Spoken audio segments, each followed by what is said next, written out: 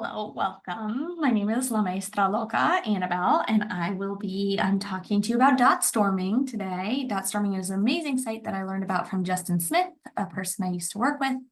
And I am really excited to talk about how I use it to bring a little novelty into norming with my classes. If you've followed me for a while, then you know that I strongly value investing students' voices in creating classroom expectations and norms for the year. There's a million reasons why. You can read about those in the blog below. Also, it'll explain step-by-step how you can do this in a freebie for you to do it with your students. If you've followed me for a while, the likelihood of you having tried this is high, and I'm sure you're looking for new ways to be able to try it this year with your students, because if you teach students several years in a row, it can feel important to inject some novelty into this process so that they're still invested and they're not like, oh, this again, because we really want to invest their voices and we want them part of this process, but we don't want it to feel like redundant and the same thing year after year. So I talked about this in my most recent blog where I shared 2 different strategies, and Dotstorming was one of them. Let me talk to you about it today. You should get really excited. You should be excited because this is great. You can use this for a lot more than just norming.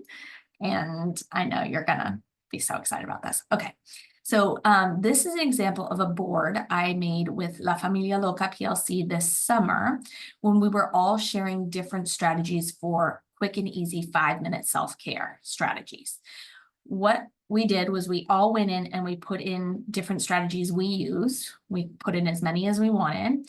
And there were some people who struggled contributing because maybe they don't have good self-care and they're just there to seek support with it.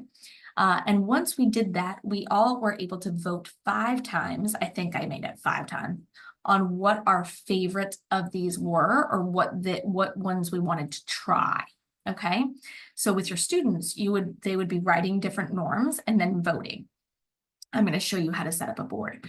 But at this point, from the student's standpoint, I have 2 votes left. So I can come here and be like, oh, petting and cuddling kitties. That sounds great. I can click this little heart and it adds my vote. So now there's 3 votes for that. Drinking iced coffee with a metal straw, that was mine. I love it so much. I can click this little heart and there I have voted. Okay, so let me show you how you would set this up for your students.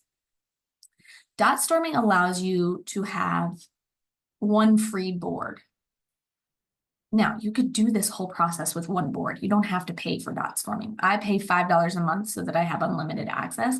But if you just wanted to do 1 board for all your classes for the whole day, that would work. Because remember, you don't want 9 different class sets of norms if you teach 9 classes. That's what I taught last year, 9 classes every single day. It was a lot. I didn't do a different set of norms for every class. I did 1 set of norms, but I used this process with all student voices to invest them in that. And then I found the common themes and common expectations and then had a discussion with them so we could come up with our final community norms. So what you're going to do is you're going to click New Voting Board. Pick a community workspace. It doesn't really matter. I say community because that's me. That's you're part of my community I'm talking to.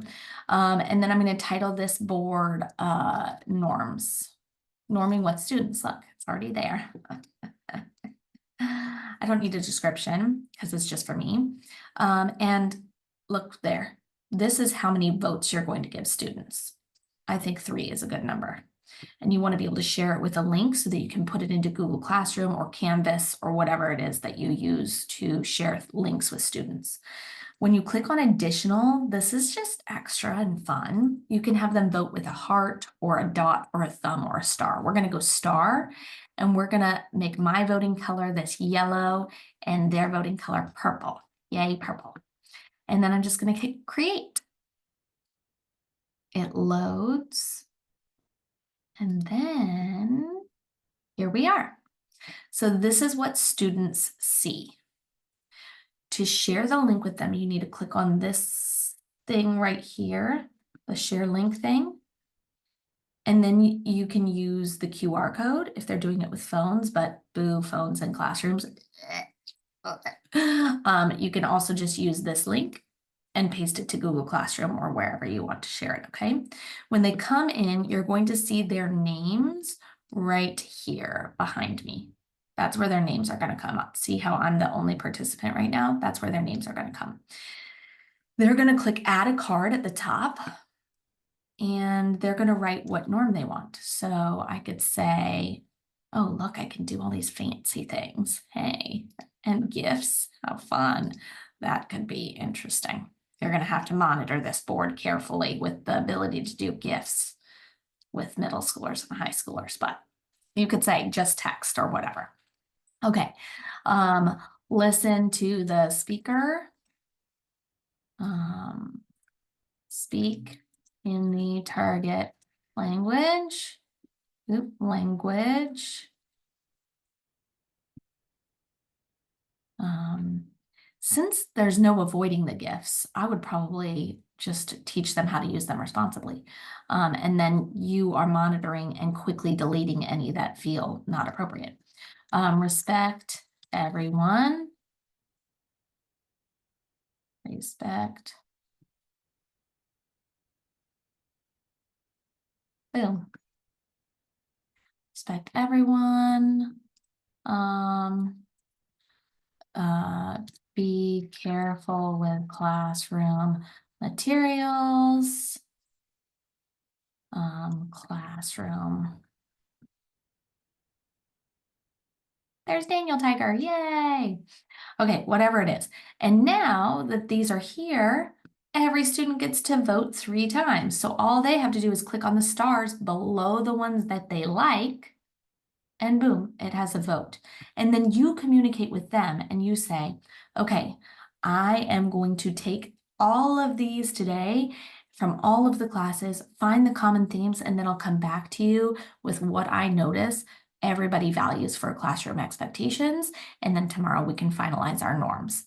Those are the ones that you're going to want to hang on the wall and display for everybody. I have another blog that I'll post in the comments that talks about like what I do next. Like once the norms are created, I hang them and then we sign community contracts. So if you're interested in that process, you can read the blog below. But I hope this is helpful. I hope you love Dotstorming as much as I do. And I am wishing you a very strong and positive back to school season. And I look forward to supporting you this year.